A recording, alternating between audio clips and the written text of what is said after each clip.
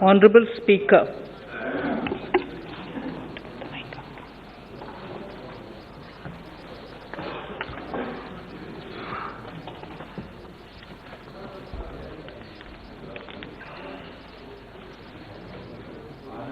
Honorable Speaker, sir, I present the budget for the year 2022-23. At the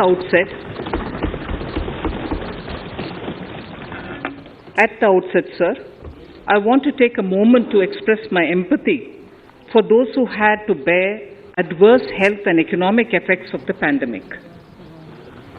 The overall sharp rebound and recovery of the economy is reflective of our country's strong resilience. India's economic growth in the current year is estimated to be 9.2%, highest among all large economies. I recognize we are in the midst of an Omicron wave with high incidence but milder symptoms. Further, the speed and coverage of our vaccination campaign has helped greatly.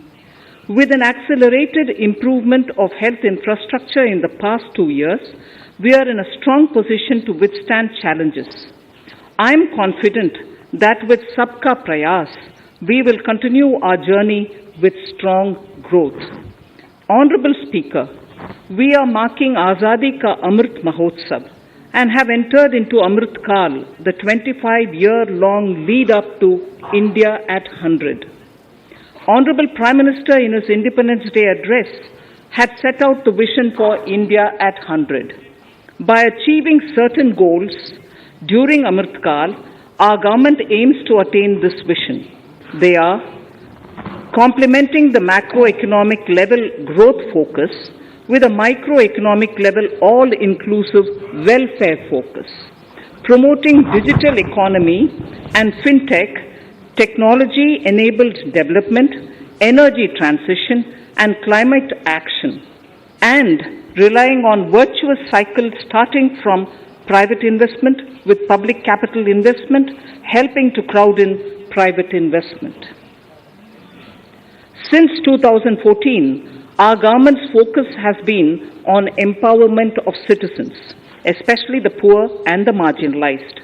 Measures have included programs that have provided housing, electricity, cooking gas, and access to water. We also have programs for ensuring financial inclusion and direct benefit transfers. We are committed to strengthening the abilities of the poor to tap all opportunities. Our government constantly strives to provide the necessary ecosystem for the middle classes, a vast and wide section which is populated across various middle income brackets, to make use of the opportunities they so desire.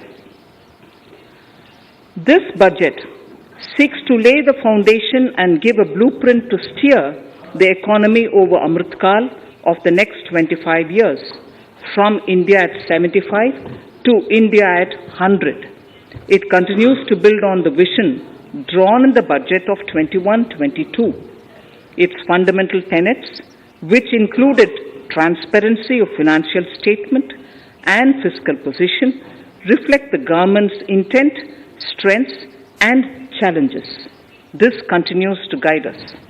The initiatives of the last year's budget have seen significant progress and have been provided with adequate allocations in this budget as well.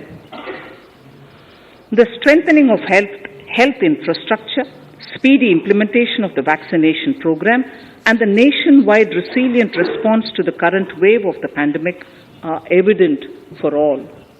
The productivity-linked incentive in 14 sectors for achieving the vision of Atmanirbhar Bharat has received excellent response, with potential to create 60 lakh new jobs and an additional production of 30 lakh crore during next 5 years. Towards implementation of the new public sector enterprise policy, the strategic transfer of ownership of Air India has been completed. The strategic partner The strategic partner for Neelanchal Ispat Nigam Limited has been selected. The public issue of the LIC is expected shortly. Others too are in the process for 2022-23. Please know, National Bank आपको for पर्याप्त मौका पर्याप्त अवसर मिलेगा, बेटे बेटे टिप्पणी मत कीजिए. the National Bank for Infrastructure Development and National Asset Reconstruction Company have commenced their activities. Honorable Speaker, sir, Budget 2021-22 had provided a sharp increase in provision for public investment or capital expenditure. Throughout the year, with the Honorable Prime Minister guiding the implementation, our economic recovery is continuing to benefit from the multiplier effect.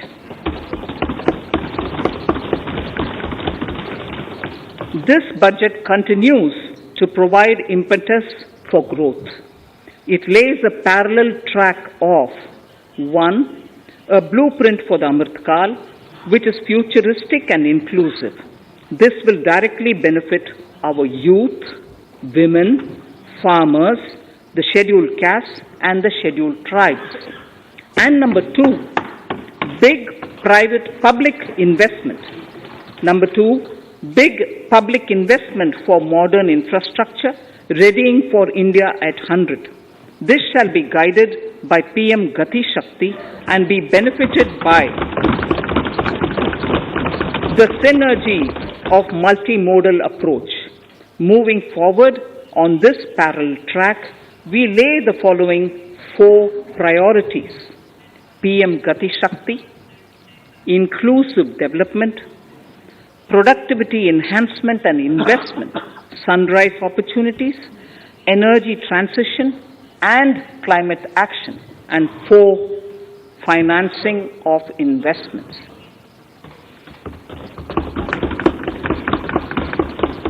PM Gati Shakti. PM Gati Shakti is a transformative approach for economic growth and sustainable development. The approach is driven by 7 engines, namely roads, railways, airports, ports, mass transport, waterways, and logistics infrastructure. All 7 engines will pull forward the economy in unison. These engines are supported by the complementary roles of energy transmission, IT communication, bulk water and sewerage, and social infrastructure. Finally, the approach is powered by clean energy and Sabka Prayas. The efforts of the central government, the state governments, and the private sector together, leading to a huge job and entrepreneurial opportunities for all, especially the youth. PM Gati Shakti Master Plan, National Master Plan. The scope of PM Gati Shakti National Master Plan will encompass the 7 engines for economic transformation, seamless multimodal connectivity, and logistics efficiency. It will also include the infrastructure development by the state governments as per Gati Shakti Master Plan.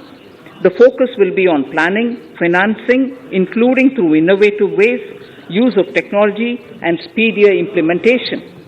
The projects pertaining to these 7 engines in the national infrastructure pipeline will be aligned with PM Gati Shakti framework. The touchstone of the master plan will be world-class modern infrastructure and logistics synergy among different modes of movement, both of people and goods, and location of projects. This will help raise the productivity and accelerate economic growth and development. Road transport. PM Gati Shakti Master Plan for expressways will be formulated in 22-23 to facilitate faster movement of people and goods. The National Highways network will be expanded by 25,000 kilometers in 2022-23. 20,000 crores of rupees will be mobilized through innovative ways of financing to complement the public resources. The data exchange among all mode operators will be brought on unified logistics interface platform, designed for application programming interface. This will provide for efficient movement of goods, through different modes, reducing logistics cost and time, assisting just-in-time inventory management, and in eliminating tedious documentation. Most importantly, this will provide real-time information to all stakeholders and improve international competitiveness. Open source mobility stack for organizing seamless travel of passengers will also be facilitated. Contracts for implementation of multimodal logistic parks at 4 locations through PPP mode will be awarded in 22-23. Railways will develop new products and efficient logistic services for small farmers and small and medium enterprises, besides taking the lead in integration of postal and railways network to provide seamless solutions for movement of parcels. One station, one product concept will be popularized to help local businesses and supply chains. As a part of Atmanirbhar Bharat, 2,000 kilometers of network will be brought under Kavach, the indigenous world-class technology for safety and capacity augmentation in 2022-23. 400 new generation Vande Bharat trains will better energy efficiency and passenger riding experience will be developed and manufactured during the next 3 years. 100 PM Gati Shakti cargo terminals for multimodal logistics facilities will be developed during the next 3 years. Innovative ways of financing and faster implementation will be encouraged for building metro systems of appropriate type at scale. Multimodal connectivity between mass urban transport and railway stations will be facilitated on priority. Design of metro systems, including civil structures, will be reoriented and standardized for Indian conditions and needs. Parvat Mala, as a preferred ecologically sustainable alternative to conventional roads in difficult hilly areas, National Ropeways Development Program will be taken up on PPP mode. The aim is to improve connectivity and convenience for commuters, besides promoting tourism. This may also cover congested urban areas where conventional mass transit system is not feasible. Contracts for 8 such ropeway projects for a length of 60 kilometers will be awarded in 22-23. With technical support from the Capacity Building Commission, central ministries, state governments, and their infra agencies will have their skills upgraded. This will ramp up capacity in planning, design, financing, including innovative ways, and implementation management of the PM Gati Shakti infrastructure projects. Inclusive development, our second priority. Agriculture.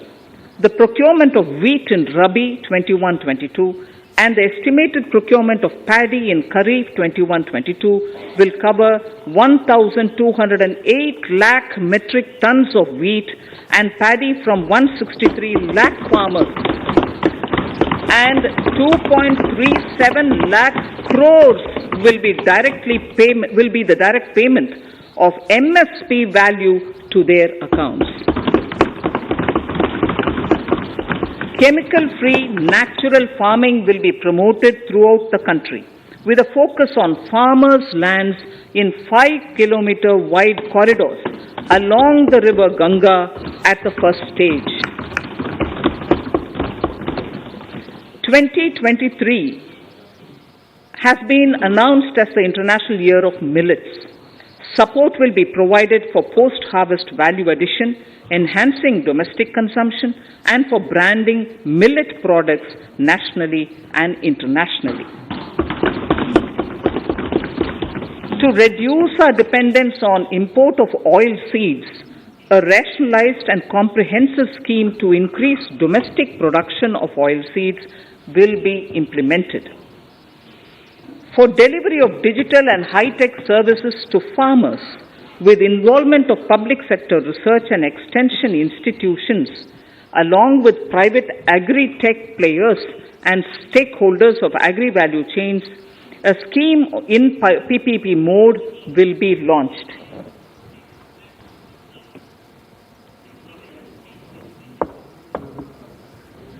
Use of Kisan drones will be promoted for crop assessment, digitization of land records, spraying of insecticides and nutrients.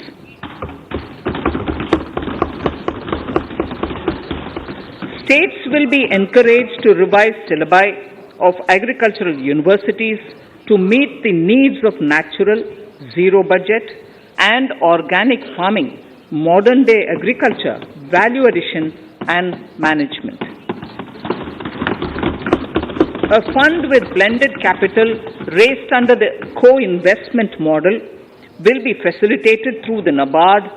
This is to finance startups for agriculture and rural enterprise relevant for farm produce value chain. The activities of these startups will include inter alia, support for FPOs, machinery for farmers on rental basis at farm level, and technology including IT-based support. The implementation of the Ken-Betwa link project at an estimated cost of 44,605 crores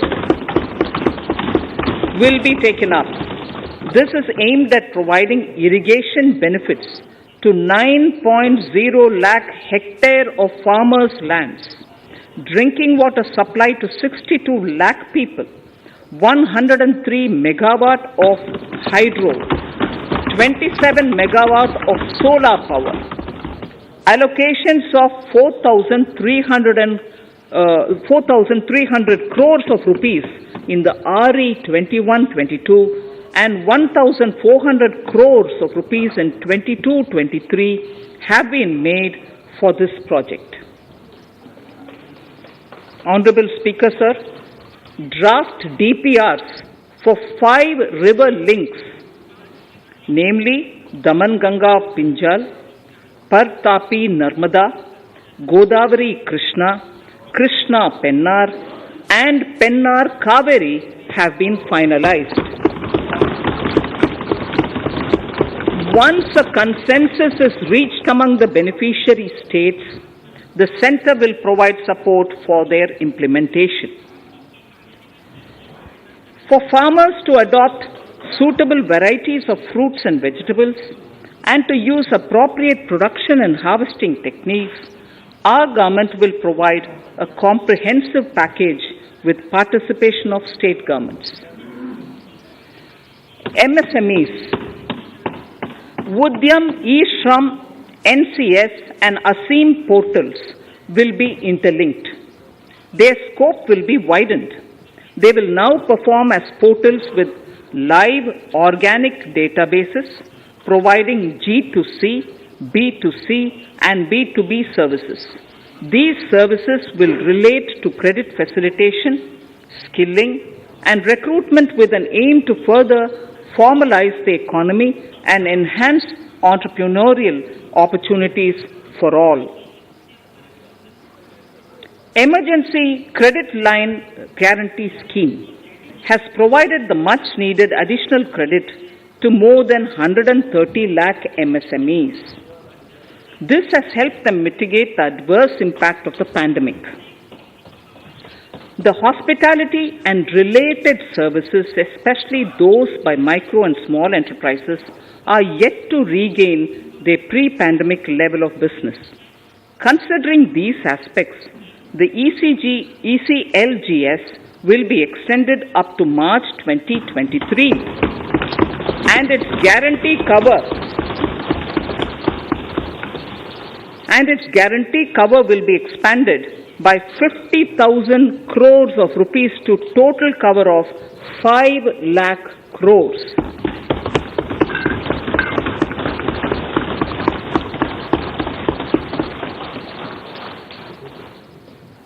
With the additional amount being earmarked, exclusively for the hospitality and related sectors. Credit Guarantee Trust for Micro and Small Enterprises, CGT-MSE, scheme will be revamped with required infusion of funds. This will facilitate additional credit of 2 lakh crore for micro and small enterprises and expand employment opportunities.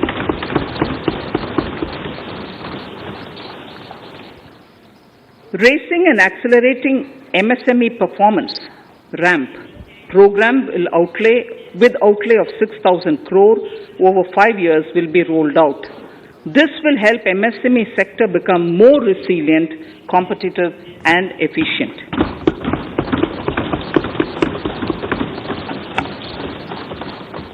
Skilling programs and partnership with the industry will be reoriented to promote continuous skilling avenues, sustainability and employability. The National Skill Qualification Framework will be aligned with dynamic industry needs. Digital ecosystem for skilling and livelihood, the Desh Stack e-portal, will be launched. This aims to empower citizens to skill, reskill or upskill through online training.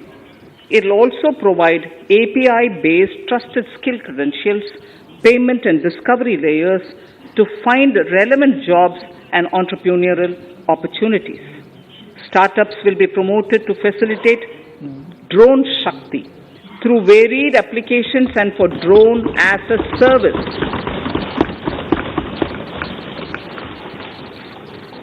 In select ITIs in all states, the required courses for skilling will be started. Due to the pandemic-induced closure of schools, our children, particularly in the rural areas and those from scheduled castes and scheduled tribes and other weaker sections, have lost almost 2 years of formal education. Mostly, these are children in government schools. We recognize the need to impart supplementary teaching and to build a resilient mechanism for education delivery. For this purpose, One Class, One TV channel program of PM E-Vidya will be expanded from 12 to 200 TV channels. This will enable all states to provide supplementary education in regional languages for classes 1 to 12.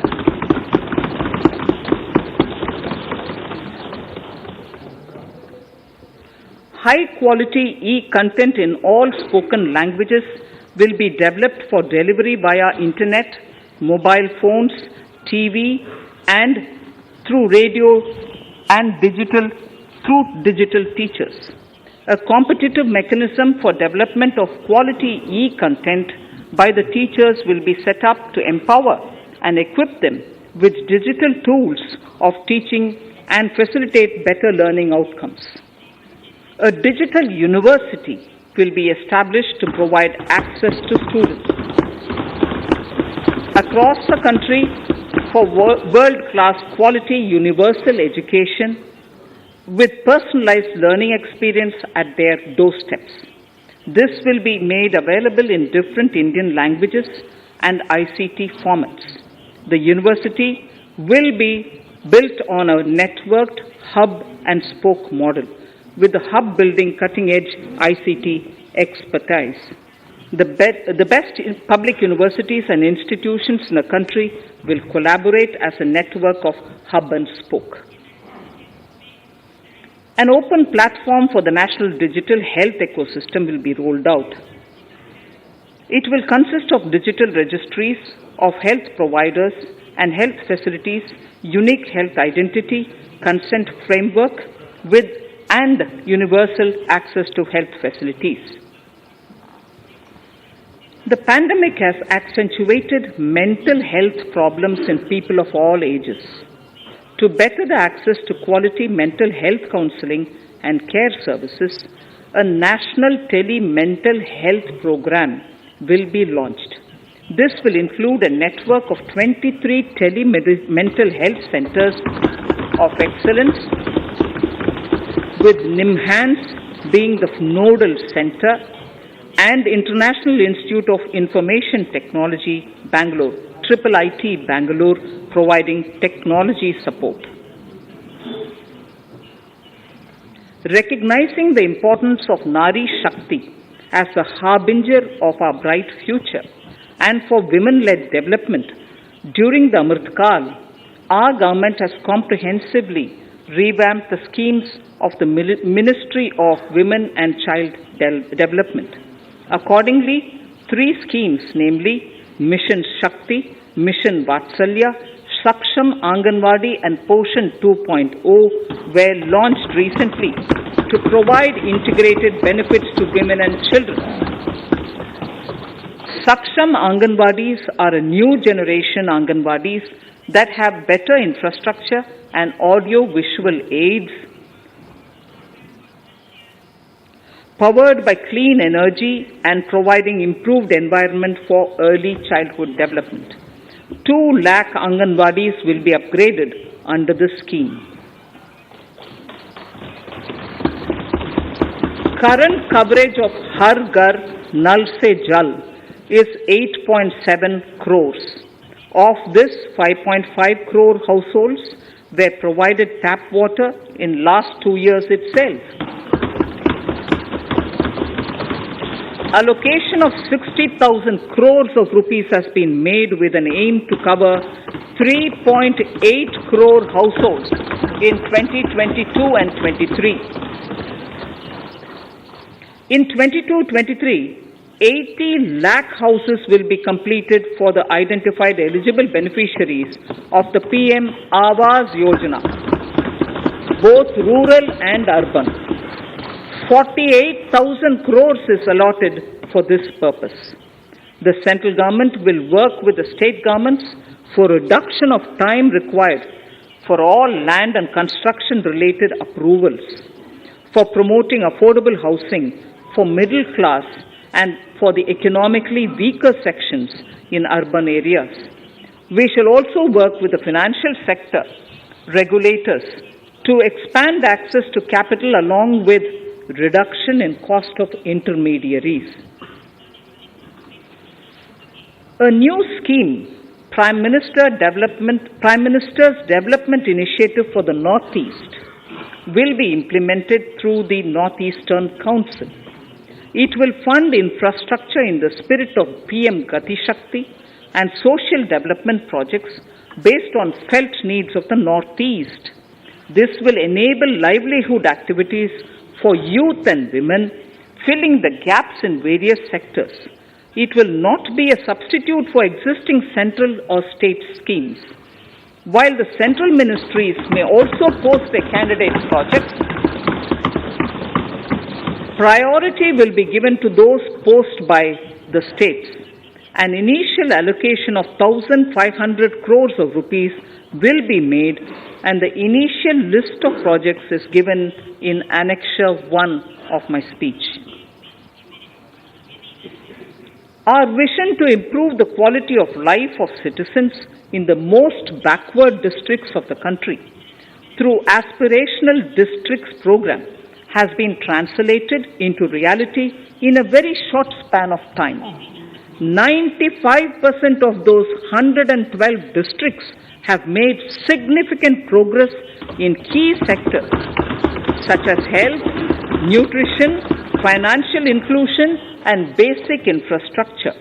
They have surpassed even some of the state average values.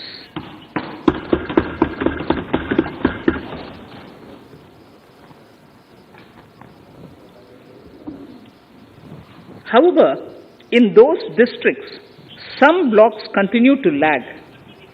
In 22-23, the program will focus on such blocks in those districts. Border villages with sparse population, limited connectivity, and infrastructure often get left out from the development gains. Such villages on the northern border will be covered under a new Vibrant Villages program. The activities will include construction of village infrastructure, housing, tourist centers, road connectivity, provisioning of decentralized renewable energy, direct-to-home access for Doordarshan and educational channels, and support for their livelihood generation. Additional funding for these activities will be provided. Existing schemes will be converged. We will define their outcomes and monitor them on a constant basis. In 2022, 100% of 1.5 lakh post offices will come on the core banking system, enabling financial inclusion and access to accounts through net banking, mobile banking, ATMs, and also provide online transfer of funds between post office accounts and bank accounts. This will be helpful especially for farmers and senior citizens in rural areas, enabling interoperability and financial inclusion. Honorable Speaker, sir, in recent years, digital banking, digital payments, and fintech innovations have grown at a rapid pace in the country. Government is continuously encouraging these sectors to ensure that the benefits of digital banking reach every nook and corner of the country in a consumer-friendly manner. Taking forward this agenda and to mark 75 years of our independence, it is proposed to set up 75 digital banking units in 75 districts of the country by scheduled commercial banks. The financial support for digital payment ecosystem announced in the previous budget will continue in 22-23 as well. This will encourage further adoption of digital payments. There will also be a focus to promote use of payment platforms that are economical and user-friendly. Sir, I move to the next priority. In recent years, over 25,000 compliances were reduced and nearly 1,500 union laws were repealed.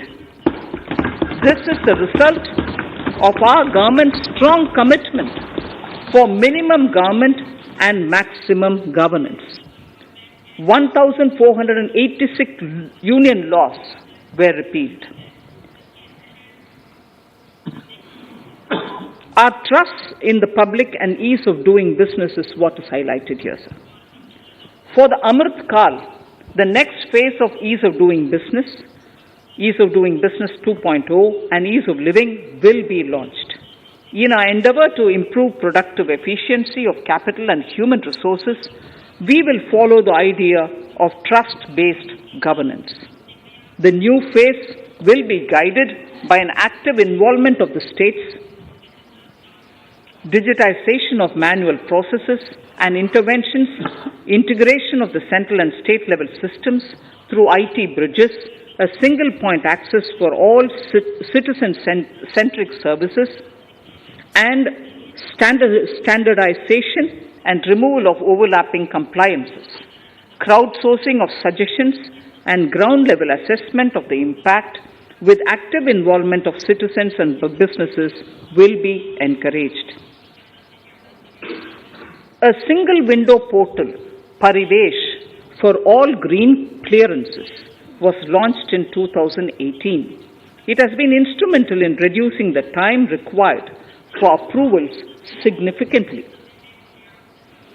The scope of this portal will be expanded to provide information to the applicants based on location of units. Information about specific approvals will be provided. It will enable application for all 4 approvals through a single form and tracking of the process through Centralized Processing Center Green, CPC Green. E-passports. the issuance of e-passports using embedded chip and futuristic technology will be rolled out in 22-23 to enhance the convenience for the citizens in their overseas travel. By the time of India at 100, nearly half our population is likely to be living in urban areas. To prepare for this, orderly urban development is of critical importance. This will help realize the country's economic potential, including livelihood opportunities for the demographic dividend. For this, on the one hand, we need to nurture the megacities and their hinterlands to become current centers of economic growth. On the other, we need to facilitate Tier 2 and Tier 3 cities to take on the mantle in the future. This would require us to reimagine our cities into centers of sustainable living with opportunities for all, including women and our youth. For this to happen, urban planning cannot continue with a business as usual approach. We plan to steer a paradigm change. A high-level committee of reputed urban planners, urban economists, and institutions will be formed to make recommendations on urban sector policies, capacity building, planning, implementation, and governance. For urban capacity building, support will be provided to the states. Modernization of building bylaws, town planning schemes, transit-oriented development will be implemented. This will facilitate reforms for people to live and work closer to the mass transit systems. The central government's financial support for mass transit projects and Amrit scheme will be leveraged for formulation of action plans and their implementation for facilitating the TOD and TPS by the states. For developing India-specific knowledge in urban planning and design, and to deliver certified training in these areas, up to 5 existing academic institutions in different regions will be designated as centers of excellence. These centers will be provided endowment fund of 250 crore each. In addition, the AICTE will take the lead to improve syllabi, quality and access of urban planning courses in other institutions. We will promote a shift to use of public transport in urban areas. This will be complemented by clean tech and governance solutions, special mobility zones with zero fossil fuel policy and EV vehicles. Battery swapping policy. Considering the constraint of space in urban areas, for setting up charging stations at scale, a battery swapping policy will be brought out and interoperability standards will be formulated.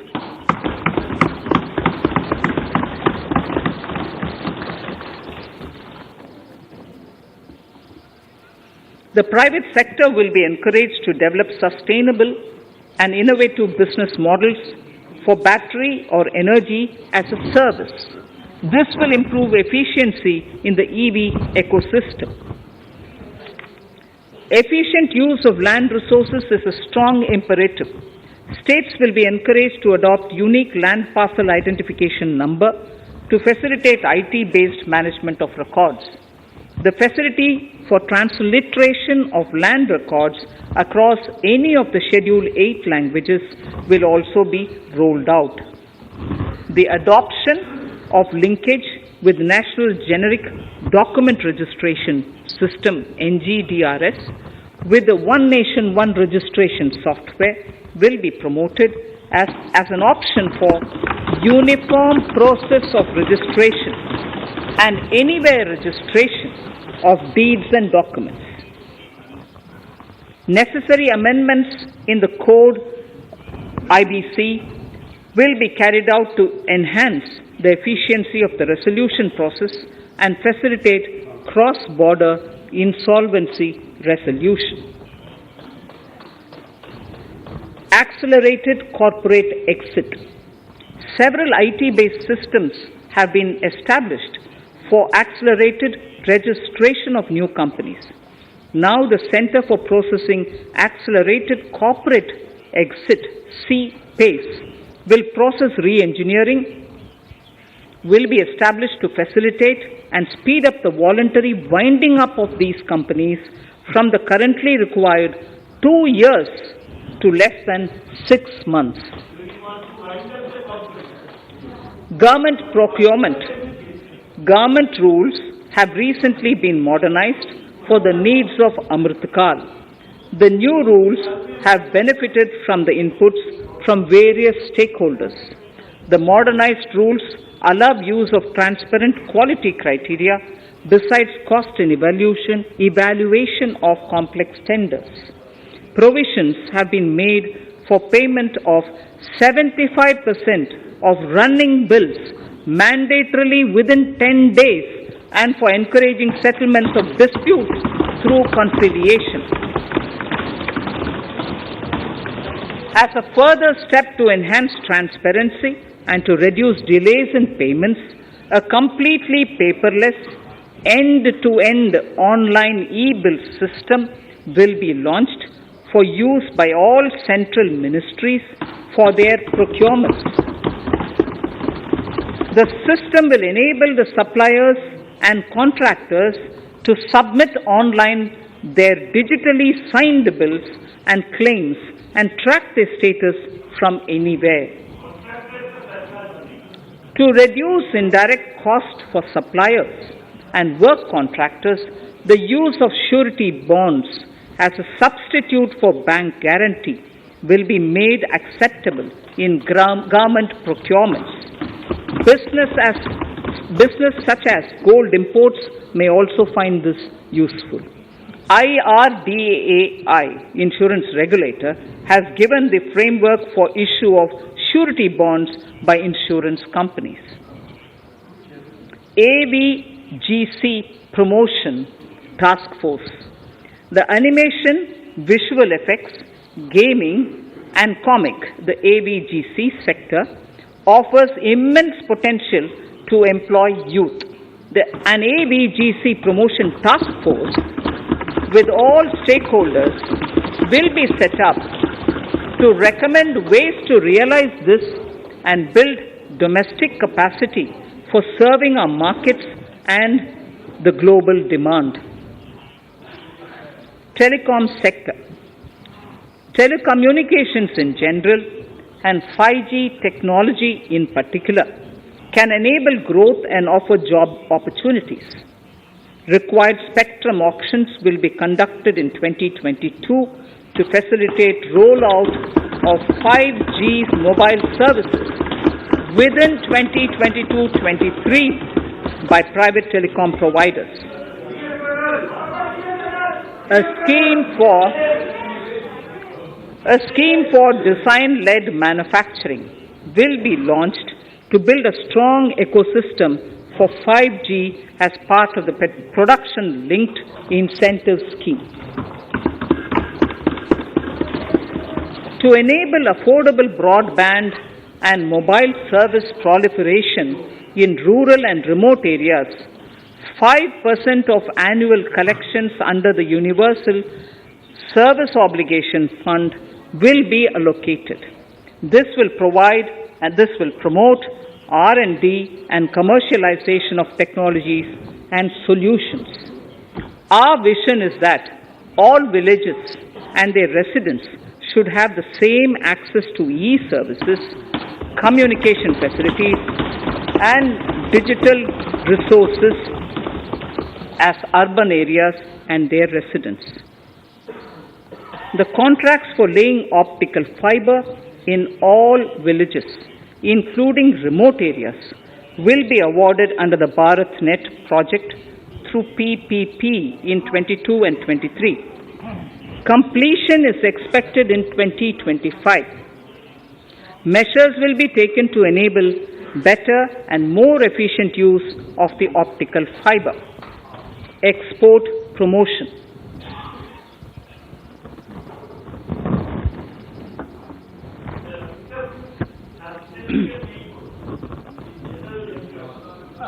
The Special Economic Zones Act will be replaced with a new legislation that will enable the states to become partners in development of enterprise and service hubs.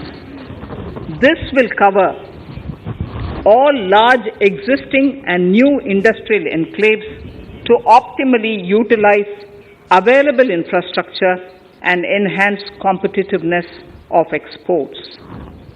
Atmanirbharta in defense. Our government is committed to reducing imports and promoting Atmanirbharta in equipment for the armed forces. 68% of the capital procurement budget will be earmarked for domestic industry in 22-23, up from 58% in 21-22. Defense R&D will be opened up for industry, startups and academia, with 25% of defense R&D budget earmarked.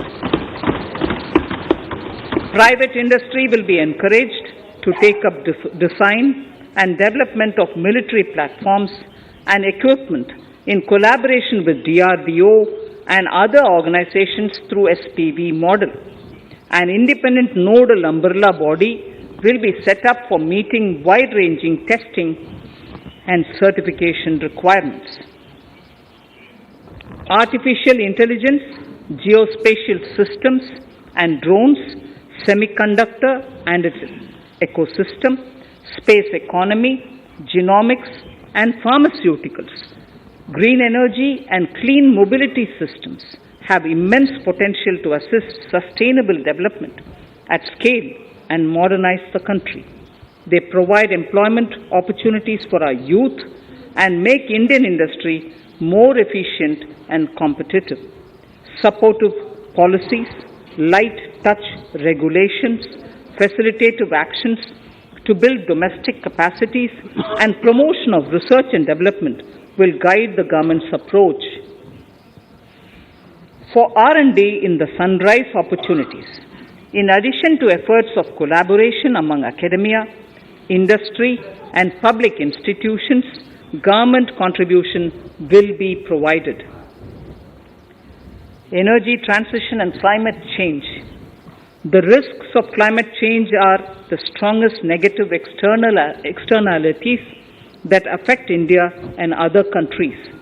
As Honorable Prime Minister said at the COP26 summit in Glasgow last November, and I quote, "What is needed today is mindful and deliberate utilization instead of mindless, destructive consumption," unquote. The low carbon development strategy, as enunciated in the Panchamrit that he announced is an important reflection of our government's strong commitment towards sustainable development. The strategy opens up huge employment opportunities and will take the country on a sustainable development path. This budget proposes several near-term and long-term actions accordingly. Solar power.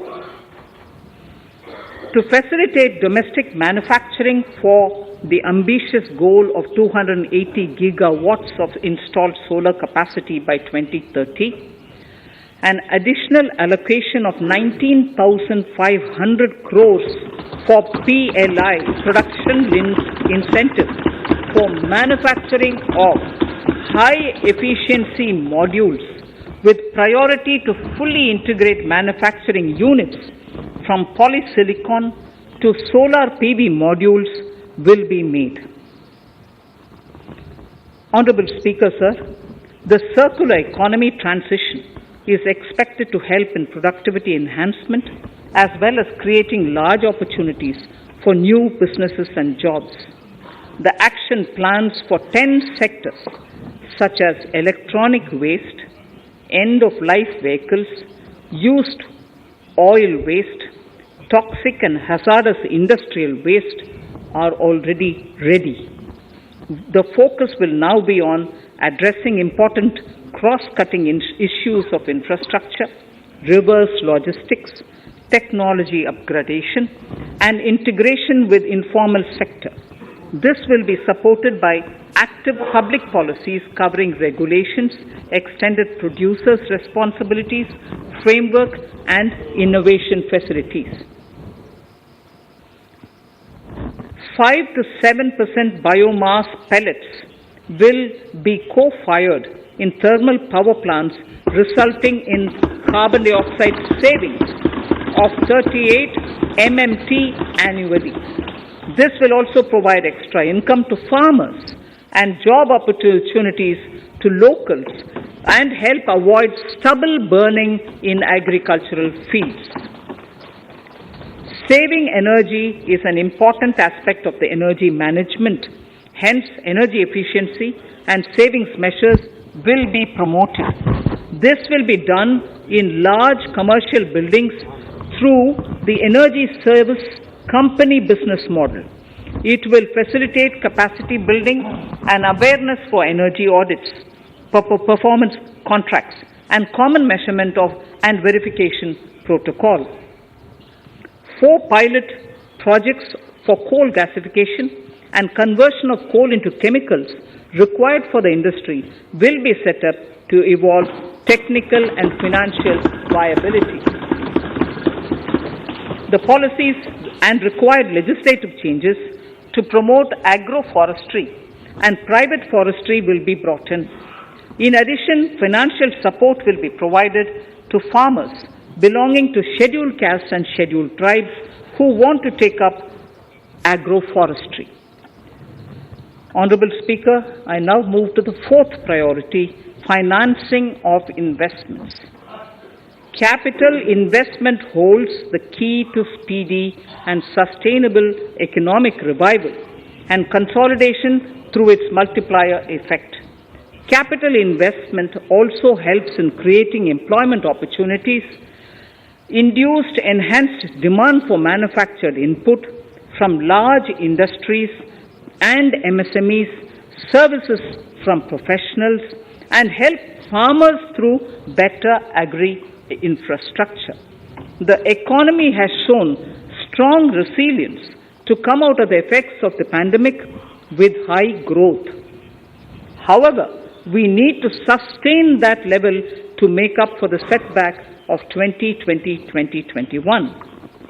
As outlined in para 5 earlier, the virtuous cycle of investment requires public investment to crowd in private investment. At this stage, private investments seem to require that support to rise to their potential and to the needs of the economy. Public investment must continue to take the lead and prime the private investment and demand in 2022-23. Considering the above imperative, the outlay for capital expenditure in the Union budget is once again being stepped up sharply by 35.4% from 5.54 lakh crore in the current year to 7.50 lakh crores in 22-23. This has increased to more than 2.2 times the expenditure of 2019-20. This outlay in 22-23 will be 2.9% of the GDP. Effective capital expenditure. With this investment taken together with the provision made for creation of capital assets through grants and aid to states, the effective capital expenditure of the central government is estimated at 10.68 lakh crores in 22-23, which will be about 4.1% of the GDP. Green bonds. As a part of the government's overall market borrowings in 22-23, sovereign green bonds will be issued for mobilizing resources for green infrastructure. The proceeds will be deployed in public sector projects, which help in reducing the carbon intensity of the economy. GIFT IFSC. World-class foreign universities and institutions will be allowed in the GIFT city to offer courses in the financial management, fintech, science, technology, engineering, and mathematics free from domestic regulations, except those by the IFSCA to facilitate availability of high-end human resources for financial services and technology. An international arbitration center will be set up in the GIFT city for timely settlement of disputes under international jurisprudence. Services for global capital for sustainable and climate finance in the country will be facilitated in the GIFT city. Infrastructure status.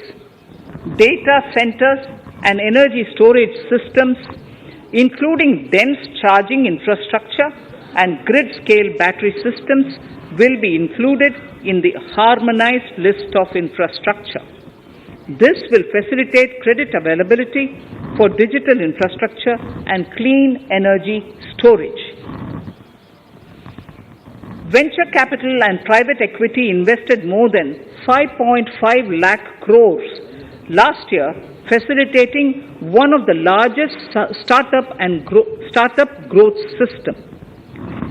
Scaling up this investment requires a holistic examination of regulatory and other frictions.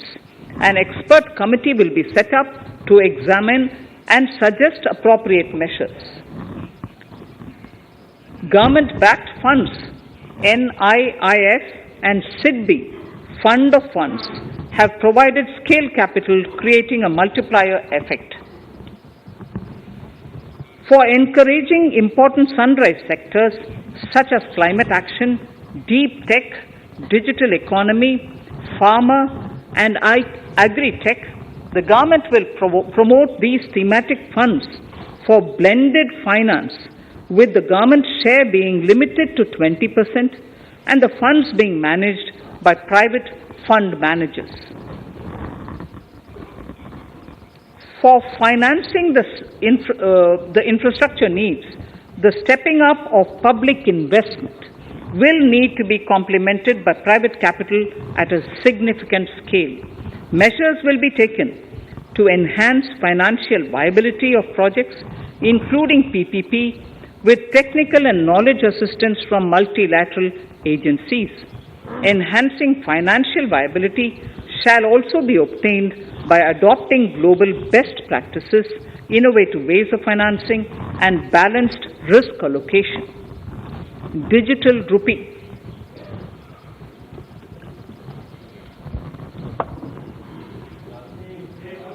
Introduction of a central bank digital currency will give a big boost to digital economy.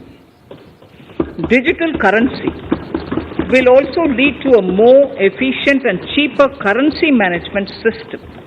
It is therefore proposed to introduce digital rupee using blockchain and other technologies to be issued by the Reserve Bank of India starting 2022 and 23. Financial assistance to states for capital investment. Reflecting the true spirit of cooperative federalism, the central government is committed to bolstering the hands of the states in enhancing their capital investment towards creating productive assets and generating remunerative employment. The scheme for financial assistance to states for capital investment has been extremely well received by the states. In deference to the requests received during my meeting with the chief ministers and state finance ministers, the outlay for this scheme is being enhanced from 10,000 crores in the budget estimates to 15,000 crores in the revised estimates for the current year.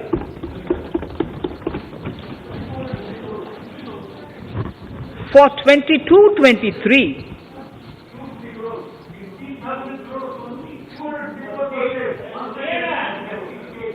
I'll repeat that sentence for the benefit of many of our honourable members.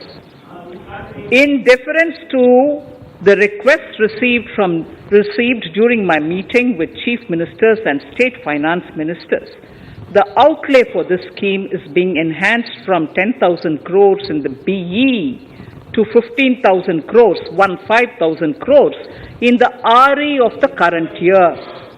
For 22-23, the allocation is 1 lakh crores to assist the states in catalyzing the overall investments in the economy. These 50-year interest-free loans are over and above the normal borrowings allowed to the states,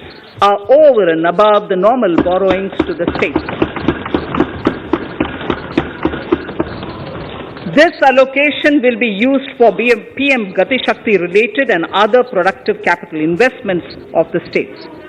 It will also include components for supplemental funding for priority segments of PM Gram Sadak Yojana, including support for the state's share, digitization of the economy, including digital payments and completion of OFC network, and reforms related to building bylaws, town planning schemes, transit-oriented development, and transferable development rights.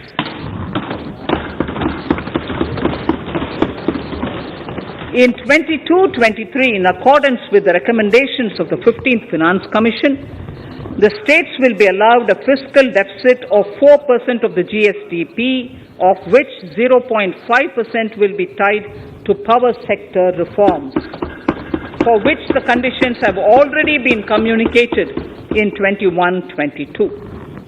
Fiscal management.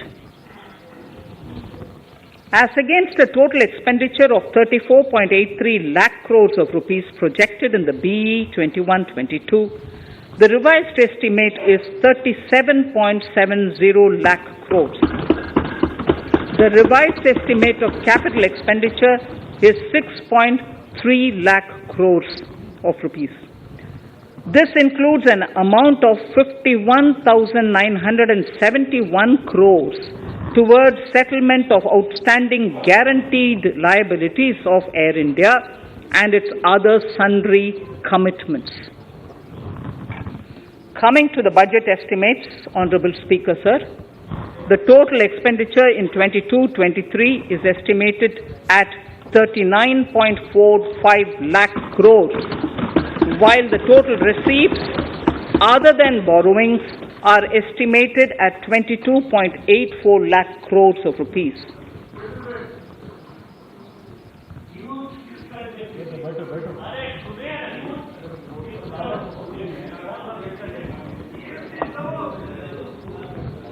The revised fiscal deficit, Honourable Speaker, in the current year is estimated at 6.9% of the GDP, as against 6.8% projected in the budget estimates.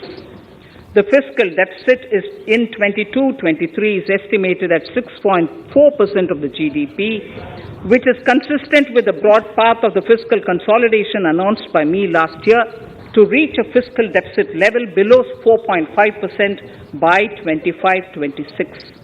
While setting the fiscal deficit level in 22-23, I am conscious of the need to nurture growth through public investment to become stronger and sustainable. I will now move to Part B of my speech.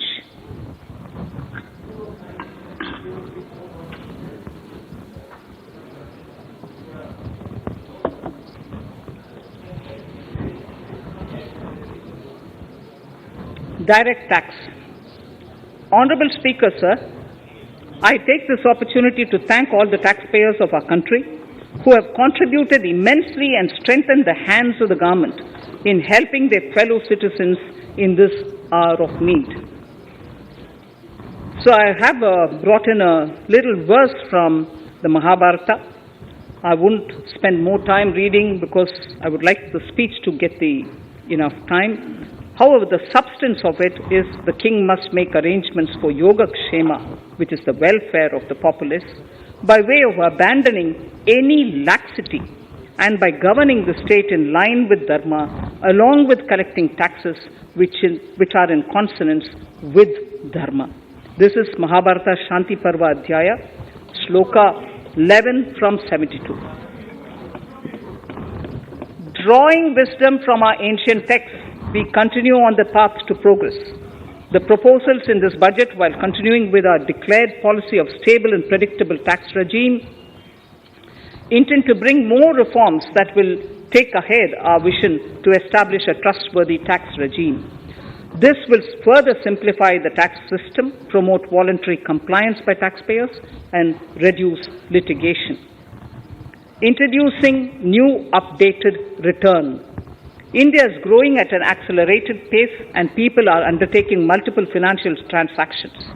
The Income Tax Department has established a robust framework of reporting of taxpayers' transactions.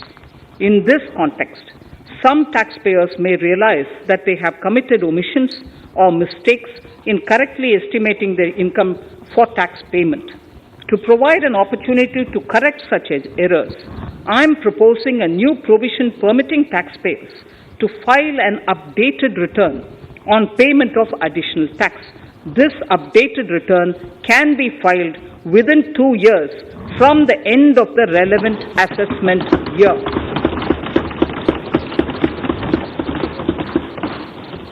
Honorable Speaker, sir, presently, if the department finds out that some income has been missed out by an assessee, it goes through a lengthy process of adjudication.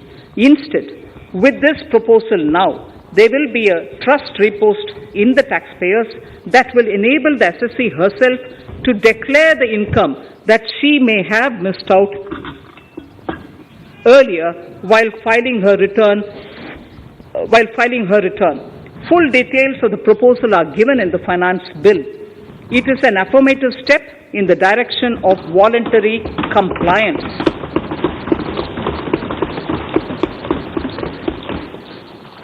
Reduced alternative minimum tax rate and surcharge for cooperatives.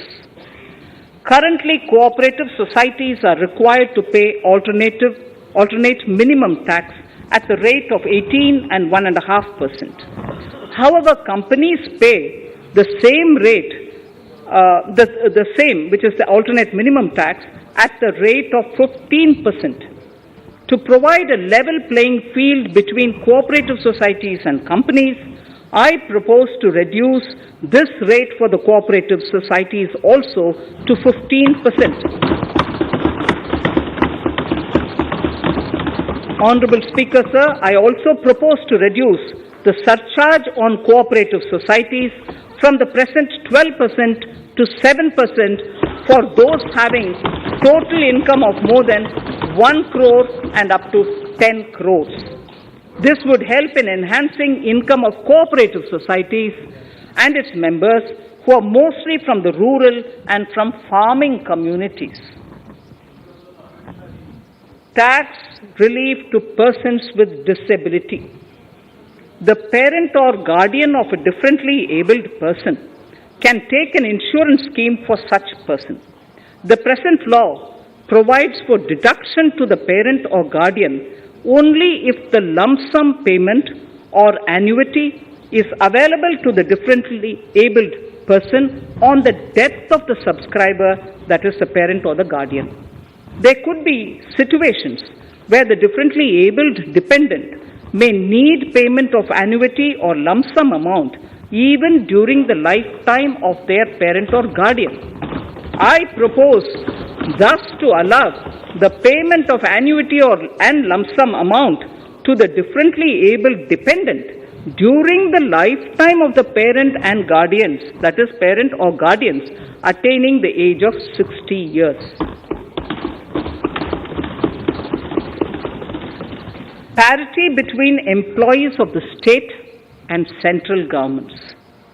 At present, the central government contributes 14% of the salary, of its employee to the National Pension System, NPS, Tier 1. This is allowed as a deduction in computing the income of the employee. However, such deduction is allowed only to the extent of 10% of the salary in case of employees of the state governments. To provide equal treatment to both central and state government employees, I propose to increase the tax deduction limit from 10% to 14% on employers' contribution to the MPS account of state government employees as well. This would help in enhancing the social security benefits of the state government employees and bring them at par with central government employees. Incentives for startups. Startups have emerged as drivers of growth for our economy. Over the past few years, the country has seen a manifold increase in successful startups. Eligible startups established before 31/3/2022 had been provided a tax incentive for 3 consecutive years out of the 10 years from incorporation.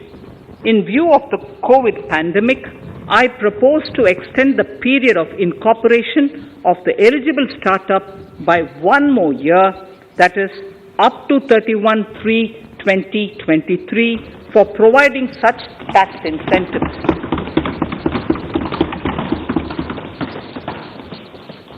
Incentives for newly incorporated manufacturing entities under concessional tax regime. In an effort to establish a global competitive business environment for certain domestic companies, a concessional tax regime of 15% was introduced by our government for newly incorporated domestic manufacturing companies.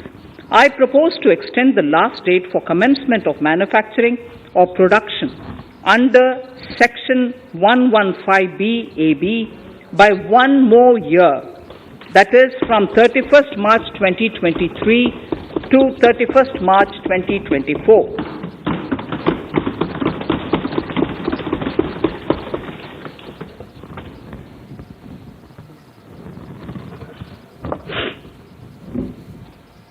Scheme for taxation of virtual digital assets.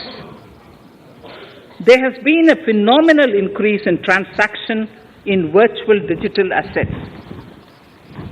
The magnitude and frequency of these transactions have made it imperative to provide for a specific tax regime. Accordingly, for the taxation of virtual digital assets, I propose to provide that any income from transfer of any virtual digital asset shall be taxed at the rate of 30%. No deduction in respect of any expenditure or allowance shall be allowed while computing such income except cost of acquisition. Further, loss from transfer of virtual digital asset cannot be set off against any other income. Further, in order to capture the transaction details, I also propose to provide for TDS on payment made in relation to transfer of virtual digital asset at the rate of 1% of such consideration above a monetary threshold. Gift of virtual digital asset is also proposed to be taxed in the hands of the recipient.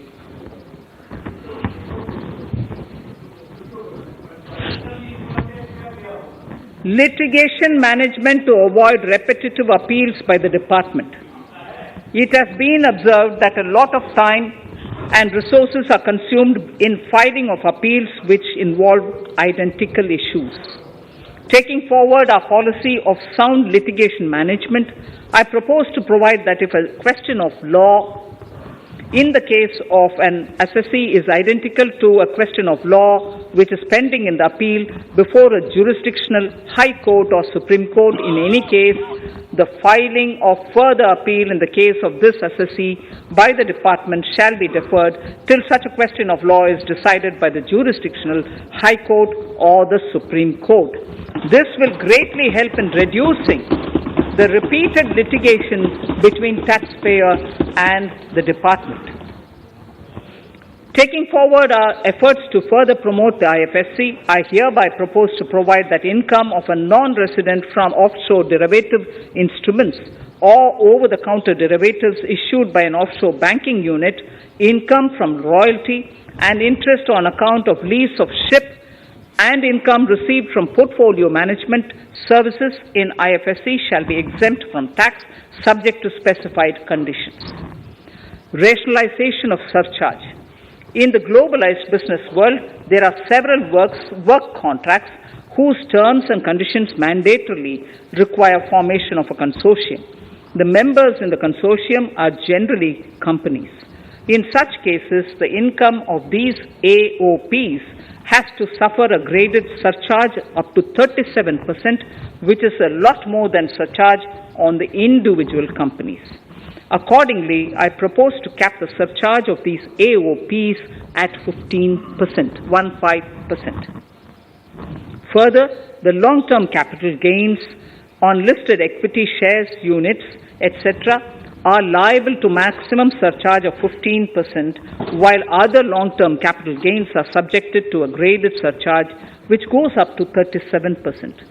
I propose to cap the surcharge on long-term capital gains arising on transfer of any type of assets at 15%. This step will give a boost to startup community, and along with my proposal on the extended tax benefits to manufacturing companies and startups, reaffirms our commitment to Atmanirbhar Bharat. Clarification in relation to health and education cess as business expenditure.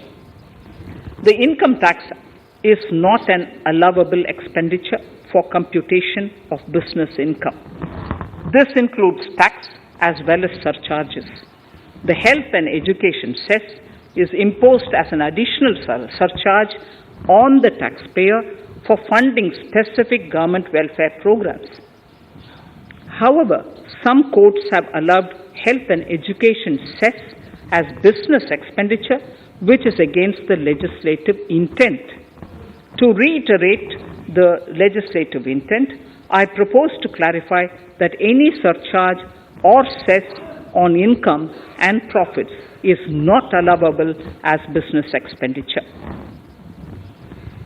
Deterrence against tax evasion. Honorable Speaker, sir, presently there is ambiguity regarding set-off of brought forward loss against undisclosed income detected in search operations. It has been observed that in many cases where undisclosed income or suppression of sales, etc., is detected, payment of tax is avoided by setting off of losses. In order to bring certainty and to increase deterrence among tax evaders, I propose to provide that no set-off of any loss shall be allowed against undisclosed income detected during search and survey operations.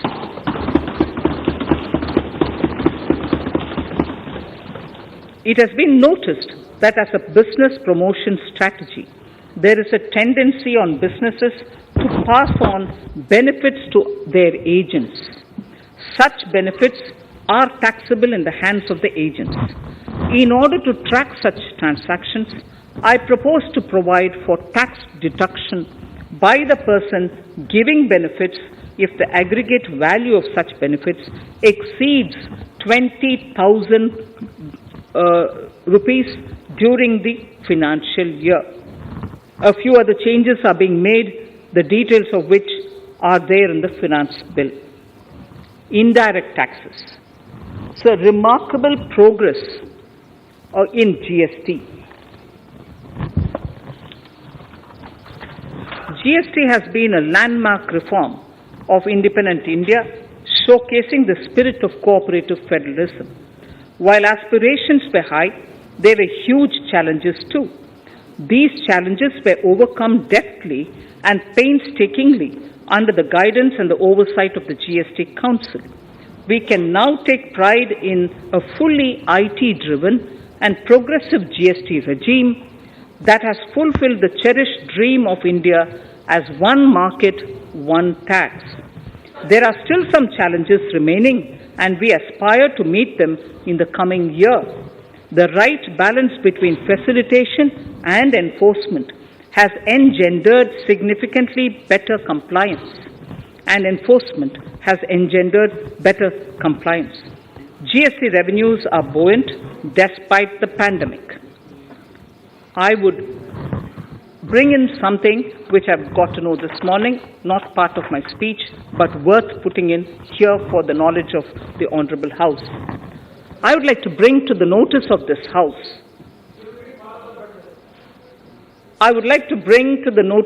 House that the gross GST collections for the month of January 22 are rupees 1,40,986 crores, which is the highest since the inception of GST. This has been possible due to rapid economic growth, recovery, post-COVID,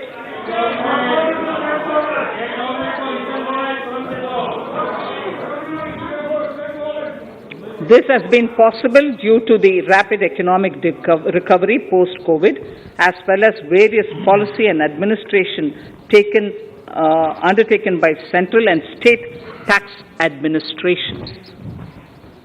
Taxpayers deserve applause for this growth. Not only did they adapt to the changes, but enthusiastically contributed to the cost of paying taxes. Special economic zones. In part A of my speech, I have referred to the proposed reforms in SEZs. Alongside, we will also undertake reforms in customs administration of SEZs, and it shall henceforth be fully IT-driven and function on the customs national portal with a focus on higher facilitation and with only risk-based checks. This will ease doing business by SEZ units considerably. This reform shall be implemented by 30th September 2022. Customs reforms and duty rate changes. Customs administration has reinvented itself over the years through liberalized procedures and infusion of technology. Faceless customs has been fully established. During COVID-19 pandemic, customs formation have done exceptional frontline work against all odds, displaying agility and purpose. Customs reforms have played a very vital role in domestic capacity creation, providing level playing field to our MSMEs, easing the raw material supply side constraints, enhancing ease of doing business, and being an enabler to other policy initiatives such as PLI and phased manufacturing plans. My proposal on customs side are aligned to these objectives. Project imports and capital goods. National Capital Goods Policy 2016 aims at doubling the production of capital goods by 2025. This would create an employment opportunities and result in increased economic activity. However, several duty exemptions, even extending to over 3 decades, in some cases have been granted to capital goods for various sectors like power, fertilizer, textiles, leather footwear, food processing, and fertilizers. These exemptions have hindered the growth of the domestic capital goods sector. Similarly, project import duty concessions have also deprived the local producers of a level playing field in areas like coal mining projects, power generation, transmission or distribution projects, railway and metro projects. Our experience suggests that reasonable tariffs are conducive to the growth of domestic industry and make in India without significantly impacting the cost of essential imports. Accordingly, Honourable Speaker, Sir, it is proposed to phase out the concessional rates in capital goods and project imports gradually and apply a moderate tariff of 7.5%. Certain exemptions for advanced machineries that are not manufactured within the country shall continue. A few exemptions are being introduced on inputs like specialized castings, ball screw, and linear motion guide to encourage domestic manufacturing of capital goods. In the last two budgets, we have rationalized several customs exemptions. We have once again carried out an extensive consultation, including by crowdsourcing. As a result of these consultations, more than 350 exemption entries are proposed to be gradually phased out. These include exemptions on certain agricultural produce,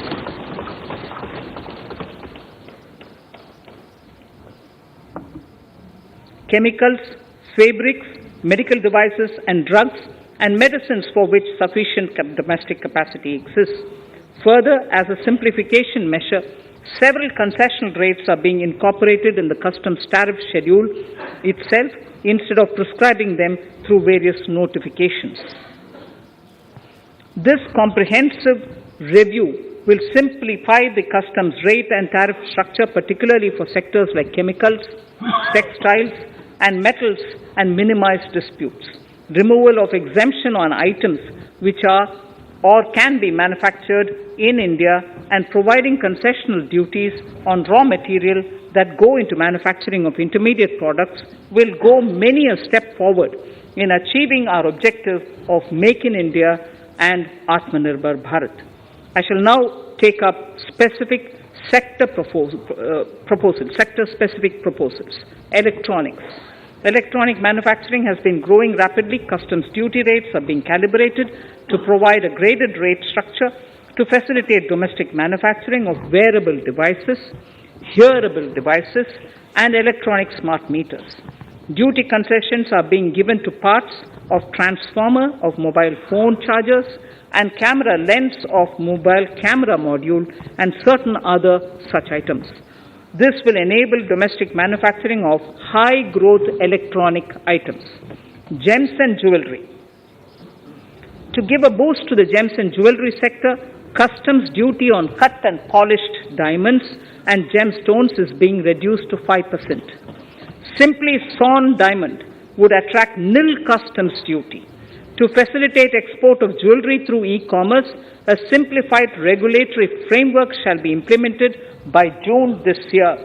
To disincentivize import of undervalued imitation jewelry, the customs duty on imitation jewelry is being prescribed in a manner that a duty of at least 400 rupees per kg is paid on its import. Chemicals. Customs duty on certain critical chemicals, namely methanol, acetic acid, and heavy feedstocks for petroleum refining are being reduced, while duty is being raised on sodium cyanide, for which adequate capacity in the domestic arena exists. These changes will help in enhancing domestic value addition. MSMEs. Duty on umbrellas is being raised to 20%. Exemption to parts of umbrellas is being withdrawn. Exemption is also being rationalized on implements and tools for agricultural sector which are manufactured in India. Customs duty exemption given to steel scrap last year is being extended for another year to provide relief to MSME secondary steel producers. Certain anti-dumping and CVD on stainless steel and coated steel flat products, bars of alloy steel and high-speed steel are being revoked in larger public interest considering prevailing high prices of metals. To incentivize exports, exemptions are being provided on items such as embellishment, trimmings, fasteners, buttons, zipper, lining material, specified leather, furniture fittings, and packaging boxes that may be needed by bona fide exporters of handicrafts, textiles, leather garments, leather footwear, and other goods. Honorable Speaker, sir, duty is being reduced on certain inputs required for shrimp aquaculture so as to promote its exports. Tariff measure to encourage blending of fuel. Blending of fuel is a priority for this government. To encourage the efforts for blending of fuel, unblended fuel shall attract an additional differential excise duty of ₹2 per litre from first day of October 22. A few other changes are being made in duty rates, customs, tariff and customs law, the details of which are there in the finance bill. Mr. Speaker, sir, with these words, I commend the budget to this august House. Thank you. Item number 2, Srimati Nirmala Sitharaman ji.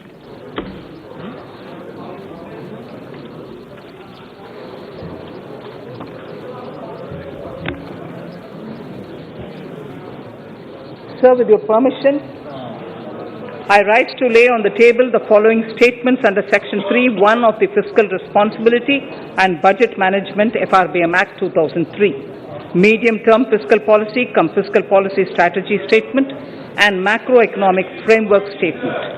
Item number 3, Vitt Videk 2020, Nirmala Sitharaman ji. Sir, item number 3, Finance Bill.